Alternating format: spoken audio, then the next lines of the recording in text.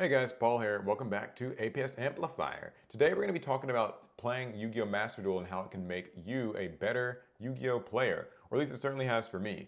So I've been playing lots of this game recently, just the last few months. Of course, I was playing in the Master Duel Invitational the other day, but I play this game like kind of every day now. I remember playing Master Duel a lot when it came out, and then like taking a bit of a break from it. But now I've just gotten into like playing it every night. I just rank up, I play a bunch of different decks, I have a pretty good time, and it's fun. But I've also found that it's just improved my like understanding and respect and stuff just for Yu-Gi-Oh's mechanics and how the game kind of just functionally operates for a lot of different reasons. So like I like Master Duel just because it's easy to kind of get in and out of a game. I like the presentation. I like that it's like an official thing. But I also like the way that it just displays stuff on the field and the way that it resolves chains and kind of visualizes the steps of gameplay. And so I've got some examples here that I wanted to show you guys. So first of all, just a bit of context, this is Pac versus PRRJ, or Paulo, and this was the last round of the Master Duel first anniversary invitational. Pac is playing Sword Souls, and his opponent, Paulo, is playing Sprites. And so we're going to break down a couple of like just interactions here. Not even so much the interactions themselves, but just the way the game kind of portrays them.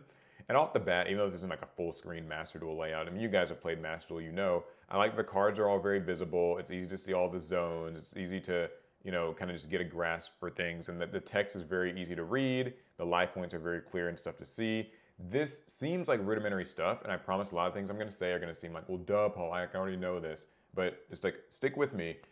The reason off the bat that I like this is because you get a clean interface that it reflects like how the game would be played in a physical TCG game, but you know how normally in the TCG people might like have their graveyard or deck in a weird spot, or they might kind of be like shuffling their hand a lot or something.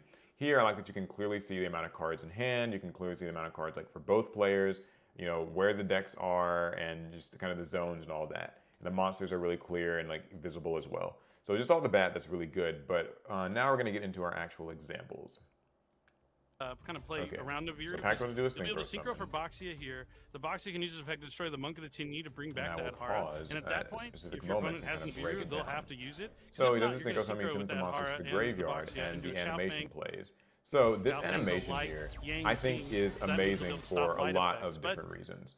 So it seems simple enough, but just to kind of go back here and check it out, I like that the two monsters show up on the field like this, right? Or they show up on the screen like this.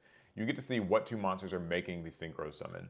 Now, in the TCG, the monsters just would go straight to the graveyard, and that's like how it works. But I like here that both players are getting to see like, these are the two things making the summon happen, a tuner and the non-tuner, and you see their levels and you see what they were. Something that commonly comes up, I think, for a lot of players is like, they see modern Yu-Gi-Oh! And get overwhelmed because it just seems like cards are just flying left and right on and off the field, and they just go to the grave, and more monsters get summoned, and you have no clue how. So I think that it's nice to have this visual representation of like how a synchro summon actually happens. These are the two monsters being used. So then, you know, the monsters go away. We get a splash animation that you can skip, by the way, so that's really convenient.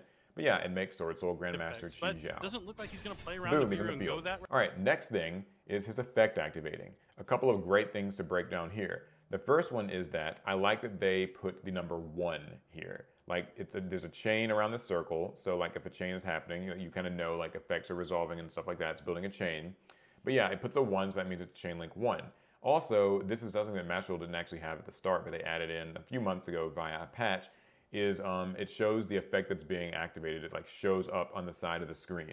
So you can actually see that here in a second. So that means like when that effect starts, but doesn't look like he's going to play around. This slides in. So you can see this is the effect that he's using. That's important because Sword Soul Grandmaster Chi Zhao actually has multiple effects, and so it's relevant to see like which one is actually happening right now.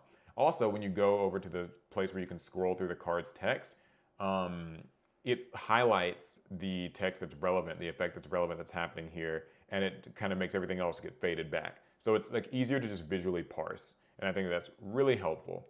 Around the and go that route. This begins, we get a 1, and now his opponent has a chance to respond with something, and he does. Uses Ghost Ogre and Snow Rabbit, and it goes to the graveyard, and then we get this amazing... Wait, I'll go back and pause it there. That usually means you don't have something like... Yeah, so it activates in the hand, which I like. It's showing that, unlike in the TCG where people will literally just pitch the card straight to the grave, Like, yes, that's how it works, but I like that you kind of get the visual that it's activating from the hand and going to the grave as a cost and stuff. Long Yuan, our way to get started. And then we get our amazing chain screen where it says the word chain, or just did, and we get a 2. So Grandmaster Qi Zhao was 1, Ghost Ogre and Snow Rabbit is 2. It's Chain Link 2, we have a chain. This visual is great. That's going to be met by Ghost Ogre. And now Not we the card get you want to hit with Ghost Ogre and Sword Soul. A response from Pack. Heavenly Dragon Circle is Chain Link 3. Once again, the effect text shows up on the side of the screen, and because Heavenly Dragon Circle has multiple effects, it's cool they highlight the part that's relevant here and fade out the part that isn't. Everything I just said where it kind of leads you to believe they don't have that mode. As cost. I like that it tributes as cost before it actually shows up on the chain screen, because it lets you know that costs have to be paid first before the card even gets onto the chain. And we get 3. So now we have this visual of 3, 2, 1. I think this is great because it's showing, okay, these cards are chained in sequence. And even when new ones activate, the stuff that's still in the chain is still there and is still yet to resolve. And now he's assuming that it says resolve, and we go backwards. Just going to add so this happens. So he's trying to take one of those worms off the field, and Qi Zhao is able to negate a monster effect on the field. So getting it off the field is also forward a little bit. And then Ghost Ogre and Snow Rabbit resolves. Because Qi Zhao is not on the field, it doesn't get to do anything, but it still tries to resolve. And then finally, Qi Zhao's it plays around the Ghost Ogre, it plays around a lot, because especially if you just negate an effect. Even and it also shows this yellow icon. So the this icon's normally blue, but it turns yellow when it's at the specific step of like a monster that's like, or a monster or an effect that's happening. So it goes from blue to yellow, and I really like that. Like, well, okay. It sounds like weird when I'm explaining it out loud like this, but like when you play the game, it all feels very smooth. I'll just get rid of him and get something else that I want. So now Mo gets the blackout Pack gets his card. I like that it kind of shows what he searched. TCG, plays a little sound effect, and now it's like in his hand. And our chain is over. So we're going to in this next interaction, he activates Tiny Spirit Adara. Once again, it activates his Chain Link 1, nothing gets chained to it, so it turns yellow, it resolves, it gets his card back. Now we're going to fast forward a little bit to this next interaction here. So he summoned, let's see. Yeah. So he summoned Moye and activated its effect by revealing a worm in his hand. That's going to let him summon a token. His opponent activates another hand trap here. Effect Veiler, much like the last time. Activates in the hand, goes to the grave. We get this chain sequence. This is huge. So since and once again, there is another card activated, called by the grave. So first, before it even goes in the chain, he has to declare his target, which is Effect Veiler. It shows up, and Effect Veiler is not banished by Call by the Grave yet or anything. It's just targeted for activation. Call by the Grave shows up on the frame, and now like we have 3 cards in chain. It's not over yet. Yeah, Tinyi. You get infinite impermanence. Before it shows up in the chain, it has to target a card. It targets Moye because because he still needs this to resolve. Circle called by. So, yeah, now this is going to start happening. We get Chain Link 4 and nothing else is happening, so now it resolves. So first, they're leaving it all on the negates table. It. Then, called by. This is incredible right now. Effect Veiler. Also important to note, Effect Veiler resolves, it's negated by called by. And finally, Moye tries to resolve, and it's been negated already by infinite impermanence. This, to me, is gold. This is like the stuff that I wanted to break down.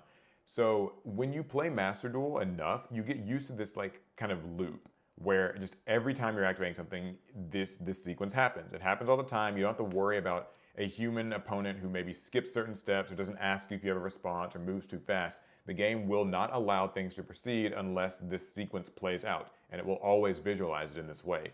And I think that if you just are the type of player who, you know, maybe is not entirely sure of, like, chain links always confuse you, or like effect text was always like hard to read, playing Master Duel does such a great job of putting it all into perspective like this. And I really think that they nailed that one part of this game extremely, extremely well. So, yeah, I just wanted to kind of break down that interaction and just say that, like, when you play enough Master Duel, the next time that you play the physical TCG, at least if you're anything like me, you will suddenly have such a greater appreciation for the way that the cards are written, the way that stuff works, the way that chains resolve. When I play, I literally, like, resolve chains in my head as though they're Master Duel. Even the sound effects, like, play in my head. But I feel that's made me a better Yu-Gi-Oh player as a result. Now, I know a lot of people like to kind of claim that, well, these simulators, they're not good because they just automate everything for you and let you know when you can use stuff. And I think that that's actually a boon. I think that you can learn a lot about just playing a deck that you maybe didn't know as much about or didn't know about like certain interactions between the cards by just playing Master Duel. Because it doesn't spell it out for you, but it does give you the opportunity to activate effects. And the next time you're playing that deck in real life, suddenly you know that that's like a relevant thing that you can use. So yeah, hopefully I didn't go on too long about this, but I guess the moral of the story here is if you're new to Yu-Gi-Oh, playing Master Duel will literally force you to just get better at least understanding the mechanics and like sort of facets of like card text and chains and stuff like that, whether you want to or not. So definitely give it a try and play it. All right, that's gonna be it. I'll see you guys in the next one. Oh yeah, real quick, if you want a cool Yu-Gi-Oh shirt like this one or many others, you can get them at Shop Yu-Gi-Oh. Links in the description. Use the code TEAM15, you get 15% off. All right, that's it now. I'll see you guys in the next one. Subscribe. Bye now.